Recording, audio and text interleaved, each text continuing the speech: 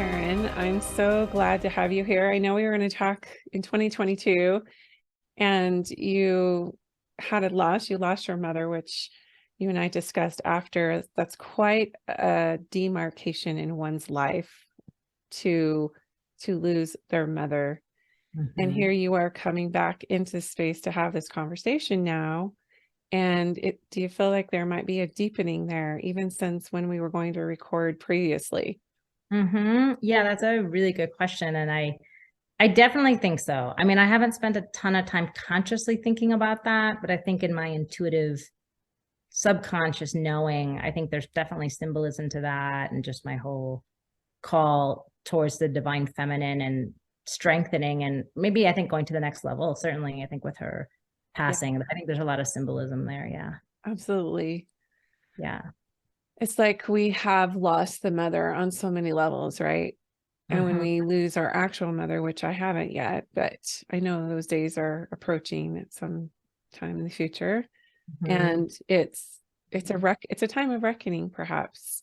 And we can explore that more later. I didn't mean to like dive right into that part, but I know that you are an artist and you're an author, hmm and you've had a really beautiful path to, I guess, finding your own creative flow and then teaching others how to step into that space. But I hmm want to start with your journey, and how one of the things that piqued my interest when you reached out was the sacred feminine, how you found the sacred feminine in Mexico, which is where you're living now, which you're not originally from Mexico.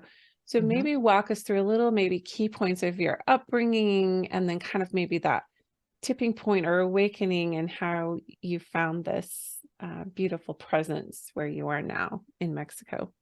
Yeah. So sure. I grew up in just a Protestant Christian church. It was actually a non-denominational church. And so as one would imagine, it's much more of a patriarchal view. It's God and Father God, and a lot of the teachers are men. And for me, it was actually a positive introduction to the divine. For many people, it is not. The church isn't the right setting for that. However, yeah, it was very, very patriarchal and very skewed, not just male, but white male, and that whole thing. And so I think, like, I didn't plan to have this awakening to the divine feminine and all this We stuff. never do.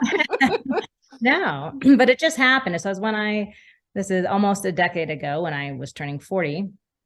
And I didn't plan for it to happen at 40 either. It just naturally happened. And really, it was this longing, like a very deep longing within me, to understand the feminine side of God, or the goddess, or divine feminine. There's lots of names for this, but it was really a spiritual hunger to broaden beyond how I'd been raised, because the divine's ultimately infinite. So I feel like I barely scratched the surface of that infinite expanse as a child. So Hmm. yeah. And oh, go ahead. So what was that pain? What was the pain?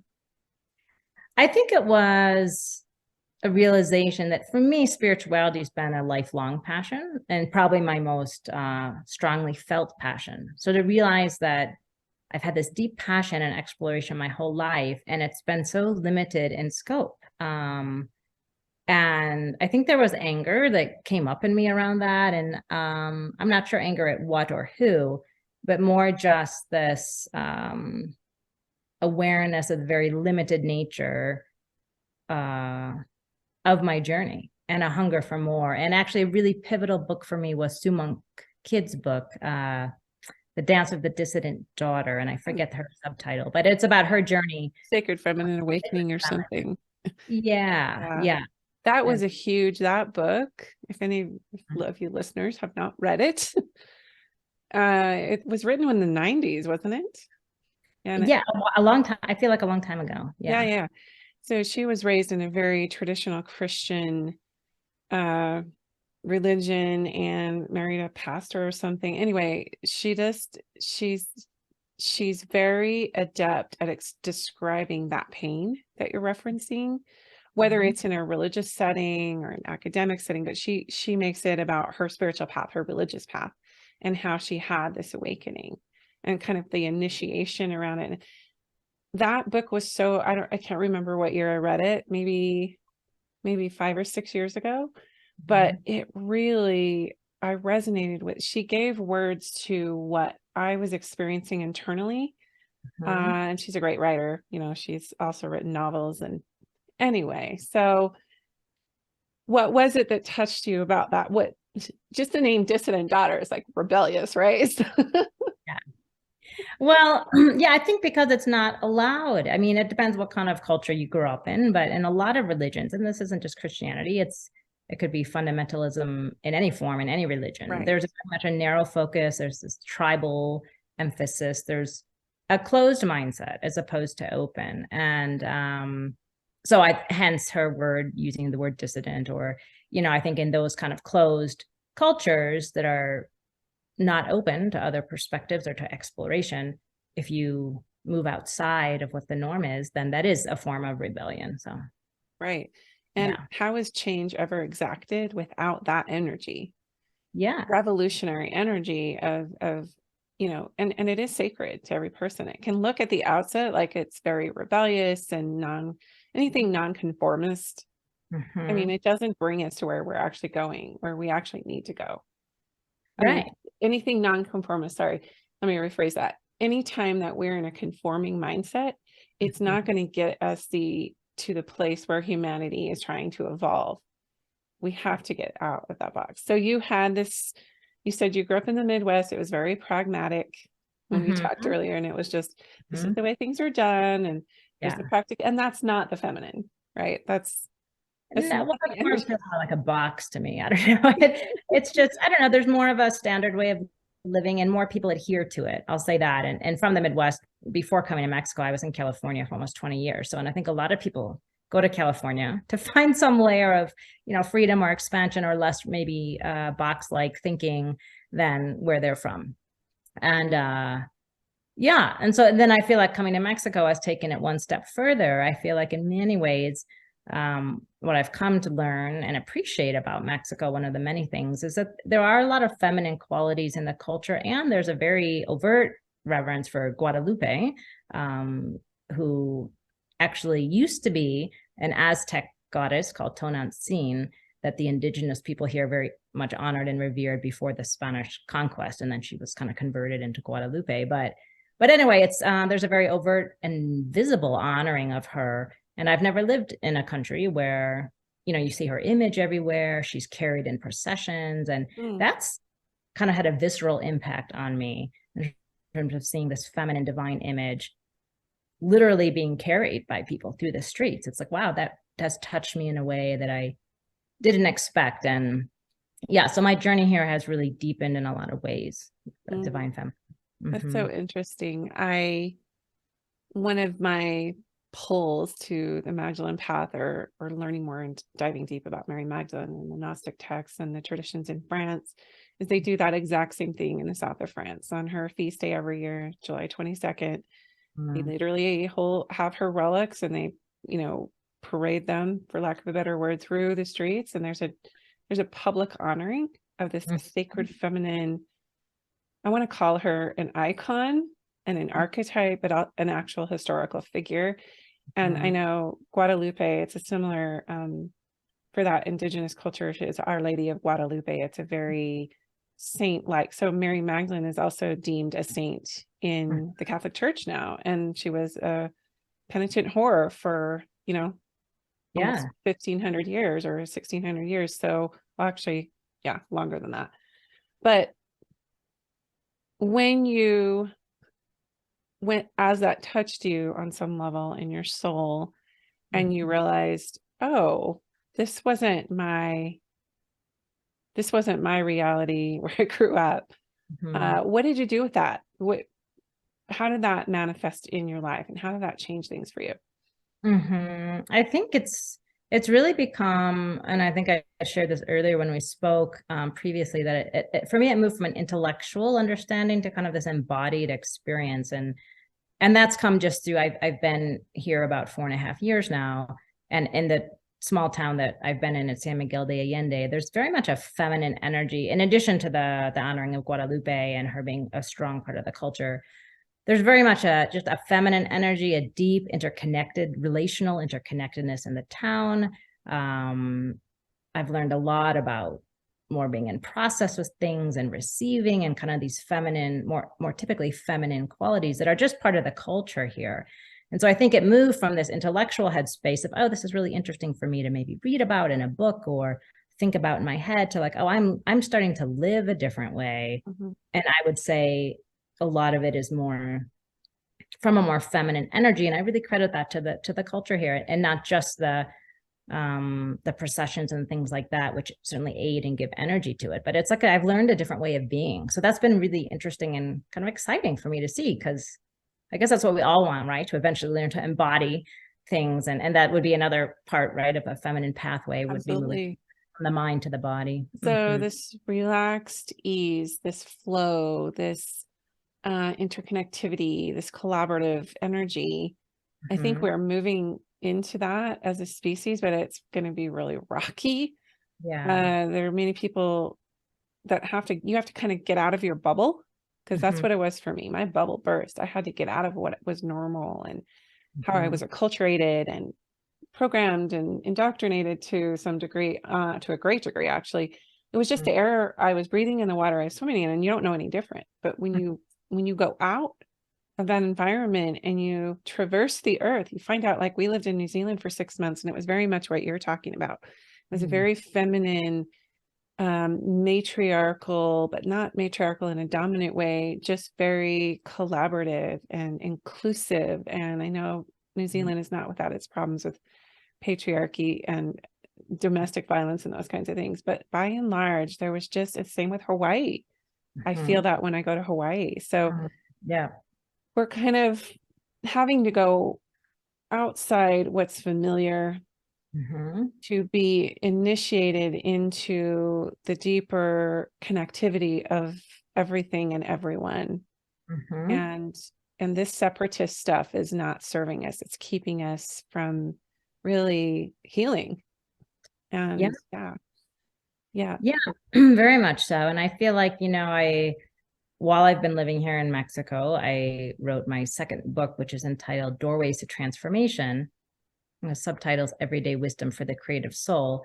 But this entire book was written while I've been in this country. And I don't think that was accidental. Like, I feel like, oh, there was divine kind of orchestration with that, because in the book, I share a lot about kind of feminine aspects of transformation, including this whole, being interconnected and learning to receive and allowing ease, and the things you've been referencing. I have, short meditative chapters in this book that address all of those things. But also I interweave kind of snippets of cultural living here in Mexico to support them. And so it's interesting to hear what you say about New Zealand and some of these other places, or Hawaii, that I can imagine that, there would be a similar feel. And it's just the value system is different. And relational connectedness is very high on that value system. And then your priorities shift. When that's the main priority, everything shifts, really. Well, and this is a deeper conversation, but I think what I feel when I go to those places like Hawaii and New Zealand is the indigenous, beautiful sort of healing or medicine woman. It's very inclusive, and it's very it's just this beautiful, radiant, it's nature, it's the indigenous traditions. Like in New Zealand, it was the Maori.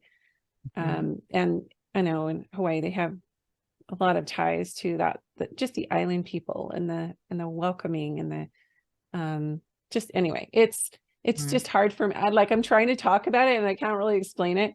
It's to be experienced. It's to be experienced, and it's to be embodied. And, it's just a part of me now. And so it was returning to the United States after living in New Zealand for 6 months in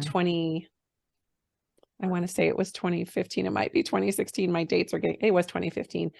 No, it was 2016. It was such a contrast of kind of trying to integrate back into something that I had been embodied in and for that time, and to try to fit my old ways of thinking into the Western, let's just say, the colonization is the word I'm looking for, that these indigenous, that there's still this indigenous experience that's alive, that wants to live and thrive and is trying to be colonized. And that was really hard for me to see how that has been my experience, that many of the women and men, we've been colonized. Again, that's another discussion, but anyway. So you write Doorways to Transformation, which I've had the privilege of reading. It's beautiful poetry. It's deep. It's, for me, the way that we do transform is through creativity. I'm in the process of writing a manuscript. I'll be heading out of the country here this weekend to go to Germany and to write. And I don't know why I'm going there. I kind of do. I have one class to teach there, but I'm like, why am I being drawn now to Germany? I've never been there. And as I'm listening to you speak about Mexico, I'm like, I know that it's European, white, predominant, whatever, but I do have ancestors from that region. And I do feel like there's something for me to pick up there while I write. So for you, saying that, about the portal to transformation being largely our creativity and how we let that flow. What do you experience in that realm? Because that's literally the name of your book, Doorways to Transformation through creativity. So how, like, if you in your brain could explain to us in your own, I know it's very right brain and it's very experiential, but how would you explain that to a person who maybe doesn't even feel like they're very creative? Like they would never sit down to write a book or a song or whatever we think of as art. Yeah, well, I think there are a lot of ways to allow creativity in our lives. Sure, that doesn't have to look like formally attached to writing or art or things like that. And I think for me, it's a way of living that allows inspiration to flow through you. So that could apply to anything you're doing in life. And I think the challenge is identifying how and where are we blocking this inspiration, and how can we kind of unblock to let in whatever we're called to do in life. So like I said, one chapter, I'll read a short excerpt here, is actually entitled Allowing Ease. And it's this whole idea of giving ourselves permission. But I'll just read a short excerpt. I say, oftentimes our best progress comes through noticing what is easy. But instead of simply allowing what comes most naturally, we fall prey to thinking we need to make our work really hard. We believe that increased difficulty is somehow a sign we're on the right path. If we're not sweating enough, something's amiss, right? That certainly fits the American mantra of no pain, no gain. And then just a little bit below that, I say relaxing is often construed as a dirty word, but in our American culture. But when we relax, we let go of tension. We become more moldable and responsive and begin to trust our instincts. And, I'll stop there, but it's, that's really, that allowing the instincts. So it's really a way of being that you could apply to anything you're doing. So I certainly wouldn't want people to get hung up on the word creativity, or because like I know you say a lot of people have blocks around that or think, well, I'm not creative. And it's okay. It's really more about allowing flow and instinct and intuition into your life, and not buying into this mindset that the more we exert ourselves and the more we're physically exhausted, that those are markers we're on the right path, because that's just, it's not sustainable. It's not true, but our culture, I think, definitely teaches that. So yeah, our culture reinforces burnout, and then they give the remedy for the burnout, and that doesn't, their remedy isn't always, the best thing. So how do you do that for yourself? How do you make this a way of being where you're kind of walking through your day and you're experiencing this flow or this ease, or, obviously it's not a sustainable 100% of the time way of being, although I do think some people do master this, but how do you practically do that for yourself? I think, noticing, I think a lot of it's paying attention to my body and noticing where is there tension that I'm carrying that I'm not even aware I'm carrying. It's kind of becoming, one part is becoming a lot more self-aware instead of just going through autopilot and ignoring like my physical body or certainly emotions are part of it too. But so those are all clues to either am I carrying things that I'm not meant to be carrying, And then I can actually consciously release those things. I mean, we can't release things and operate in ease if we don't know what we're carrying in the first place. So a lot of it is paying attention. And also I feel like there's a fine line between, obviously we need to be proactive with whatever work we're doing in the world, and things require effort, but there's a fine line between being proactive and putting forth effort and banging your head against a wall when something's not working. And so I'm still, every day, or a week is a challenge for me to still figure out where that line is, but I'm getting better at, in terms of identifying flow. Like, what is that? What does that mean? It's like, well, it is kind of an abstract concept, but it's also, I don't know, every person has to find it for themselves, but it's that balance between, yes, we need to put forth effort to achieve what we're doing. And when is this becoming like, I'm actually, it's like self-harm because I'm like, it's not, nothing's moving, and then letting go and trying a different direction. So, I mean, it's a little bit nuanced that way, but. Yeah. Speaking of just being in New Zealand, I met with an Indigenous healer who was really amazing. And I was kind of sharing with her my struggle because we took our whole family over there. I have 5 kids, and the 2 littlest ones were like 18 months and 3. And then I had 2 high schoolers and a child that had just graduated high school. And so here we all were plunked there. And I was experiencing a lot of, because we were in this smaller home and the 2 younger children were acting out. It was really intense. And I didn't have time to do my meditation. I didn't have, we were right across from the ocean, but it was like, and we were there all the time, but I still felt this, like, I don't know if I'm even producing anything. I don't know if I'm getting anywhere. And it was just this battle between the masculine, like you're saying, no pain, no gain. But the children, it was showing up in their bodies and they were like freaking out. So I go to this healer and she's like, Cherie, that is your spiritual practice. Your spiritual practice is not to sit in meditation right now.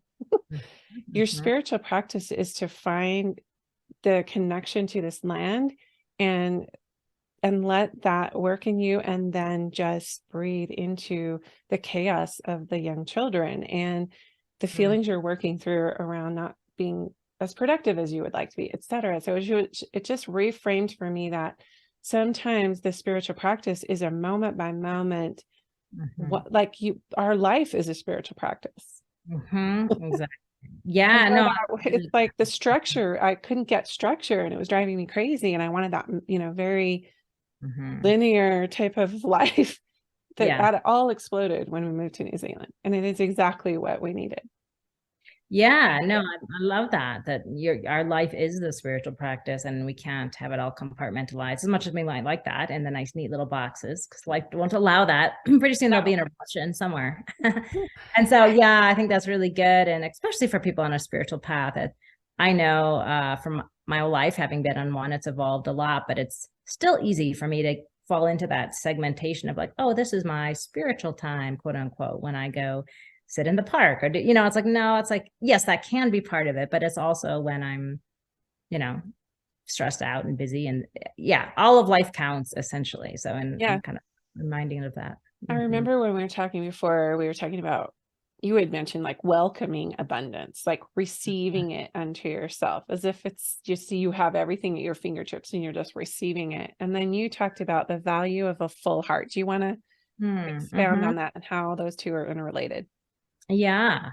Well, this also ties in a bit to what I mentioned about learning to receive. And in Mexico, I feel like I've received so much wealth. I mean, true wealth, this isn't material wealth now, obviously.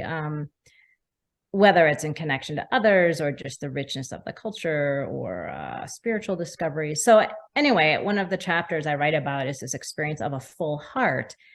And this was something different than that I often felt in my years living in the States, where I felt like I was running, partially on empty, or there was I wasn't at the level of burnout, but there's this piece of me that felt empty inside or hollow. And I think patriarchal cultures, have a preference for things kind of like brute strength or exerting power over other people or doing things by force, which can all lead to these kind of your heart not feeling full.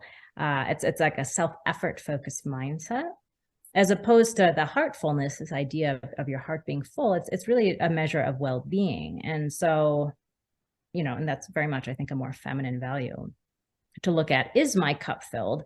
And do I prioritize filling my own cup before tending to the needs of others? So that's something I've really experienced quite a bit. And I've also had to surrender guilt that I had around that when I first moved here, because I wasn't used to like having this, not all the time, but fairly consistently full heart. That wasn't normal for me. So I was like, oh, is this okay? Do I have permission to feel this? Yeah. So, that was a piece of it for me too. But yeah, we do resist joy and abundance because I think we're acculturated on some level to think we don't deserve it until we do certain things. Like there's no grace there. Yeah. Right. Yeah. I love that. I love the visual of a full heart. For me, a signal that I get from my body when my heart's not, the messages of my heart are not making it to my head, let's just say, with intimations or intuitions or like slow down or feel this or that, is I feel constriction in my throat. And one of the things that I've learned in my many years of researching mind body stuff is that the throat is the highway of emotion that runs, between your head and your heart, or your heart and your head. And so when you talked about that in your book, and you talked about having a full heart, that makes a lot of sense. That I think the heart is actually always full for us. We just don't listen to it. We don't recognize it. And we feel this overwhelm or this burnout or the sadness, really, the grief of that disconnection. Yeah. And that's the illusion. We're never really disconnected, but I love what you're talking about, just allowing the reception of that and letting yourself receive it, because it's the awareness that your life is already full. Yes, You have everything you need. Yeah. Yeah. Yeah. And I think that's a perfect tie into this whole idea of abundance, that that's the actual reality of the universe. We live in an abundant universe, but we get disconnected from that.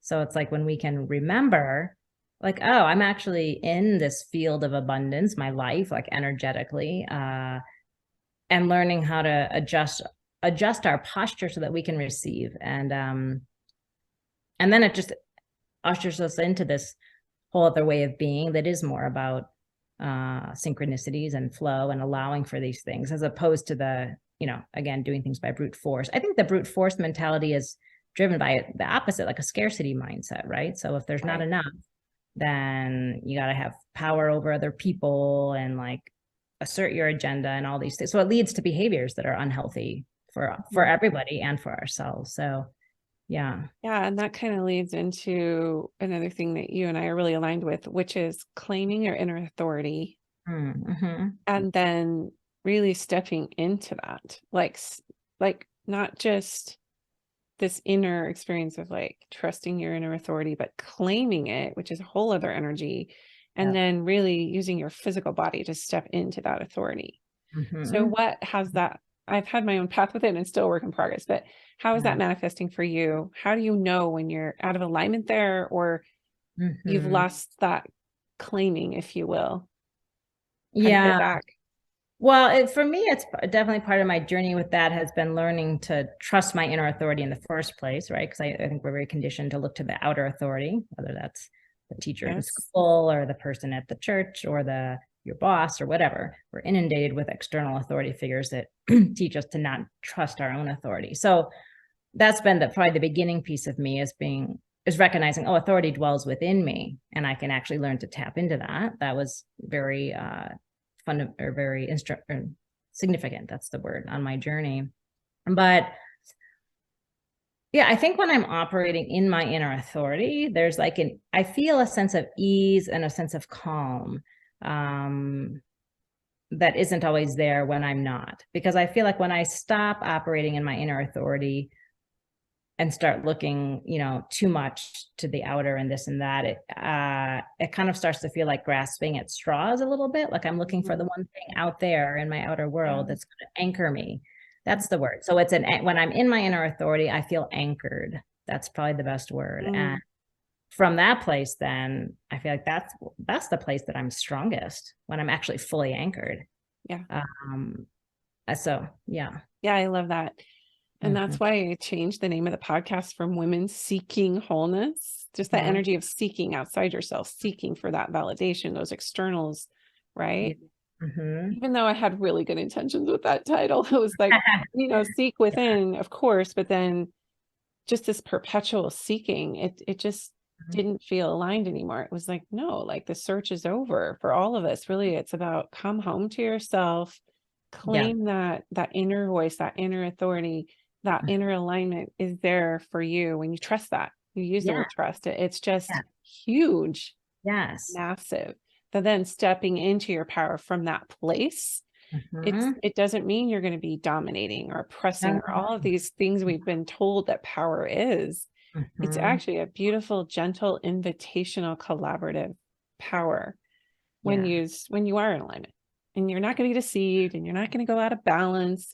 And those are the other things that I was programmed with, that if I was only looking to my own authority, that I would fall off the path. I would be deceived by Satan or whatever forces, and that I can't really trust that I need leaders and other way shores to take me there. And I know that those things are helpful, but ultimately I kind of graduated, and that's what Sue Monk Kidd talks about in her book. Like, she graduated from that dynamic. She appreciated it, having that foundation laid, but at some point, that emancipation, the soul wants to be free of external validation and authority at some point. Yeah, and I think that's a natural progression of a spiritual journey and spiritual maturation, frankly, where like those earlier things play a role, where you're getting helpful guidance and wisdom from others. I mean, those do help provide a really beautiful foundation, but eventually we have to come into ourselves, and that includes trusting who we are, trusting our gifts, trusting our inner knowings, and learning to honor them too. I think that's another piece I wasn't necessarily taught growing up. It was more of a shame-based culture that who you are internally is flawed somehow or deficient, as opposed to what you're saying. No, we're already whole, and learning how to tap into that place, it just creates an entirely different energetic field that's frankly much more appealing. Yeah, I want that. Yeah. I want that. Yeah. Well, this is lovely. I know we could continue to explore these beautiful feminine aspects of transformation. And I think your book is so eloquent and so deep. And why don't you tell people, like, the name of it again, Doorway to Transformation, but I always forget the byline, and then where people can find it and you online. Sure. Yeah, it's Doorways to Transformation, Everyday Wisdom for the Creative Soul. And you can find it on Amazon, Barnes & Noble. It's on Audible. You can also go to my website and find links there. And my website is my name, Karen Kinney, KINNEY.com. Perfect. Yeah. Well, thank you for the reminder to not take this linear path that my brain really like this. And I mean in everyday things, not just my global spiritual path. I'm talking about, you know, this war, or this tension, I should say, not war, but there's this tension on wanting the structure and the linear, and they hold their place. But when it comes to my spirituality, I just want to explore. And I think we all want that permission, right? Yeah. And it's learning to operate in both. You know, the left side and structure is very helpful. It's just that it can produce a rigidity that keeps us from exploring. And if we're called to explore, we need to learn how to create a better balance. So right. Yeah. Well, I love that. And I love that we get to have these conversations about allowing and receiving, because that's our birthright, right? To have that grace and flow and ease. That's what we're moving towards. Definitely. Thanks so much, Karen. Yeah, thank you, Sherry.